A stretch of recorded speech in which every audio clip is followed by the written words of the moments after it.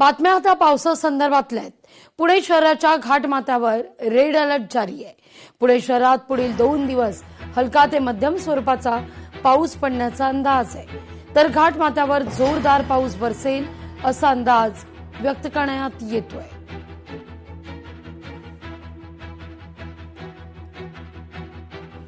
तिथं खडकवासला धरणातून पाण्याचा विसर्ग कमी करण्यात येणार आहे। या घडीची आणखीन एक महत्वाची बातमी, 9405 क्युसेक विसर्ग कमी करून 4708 केला जाणार आहे। या घडीला आणखीन एक महत्वाची बातमी आपण पाहतोय, धरणाच्या पाणीसाठ्यात घट झाल्यामुळे पाण्याचा विसर्ग हा कमी करण्याचा निर्णय घेण्यात येतोय।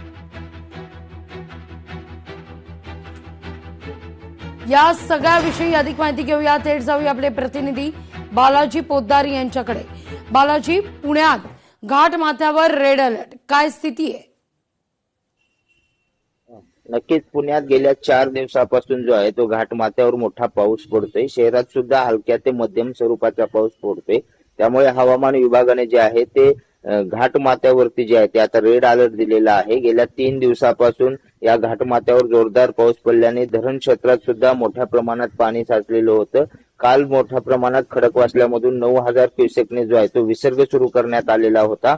मात्र रात्रीपासून पावसाने थोडी विश्रांती घेतल्याने जे आहे ते आता हा विसर्ग कमी करून 4000 क्युसेक वरती करण्यात आलेला आहे। मात्र आज आणि उद्या जे आहे ते घाटमाथ्यावर रेड अलर्ट आणि शहराला जो आहे तो ऑरेंज अलर्ट दिलेला आहे। त्यामुळे जून महिना जरी कोरडा गेला तरी जुलै महिन्यात समाधानकारक पाऊस पडल्याचं पाहायला मिळते। त्याचबरोबर घाटमाथ्यावरती जवळपास अतिवृष्टीसारखा पाऊस पडत आहे, कारण 100 मिलीमीटर ते 280 मिलीमीटर पर्यंतचा हा पावसाची नोंद जी आहे ती काल या सगळ्या घाटमाथ्यावर झालेली आहे। तर शहरामध्ये 18 ते 38 मिलीमीटर पावसाची नोंद झालेली आहे।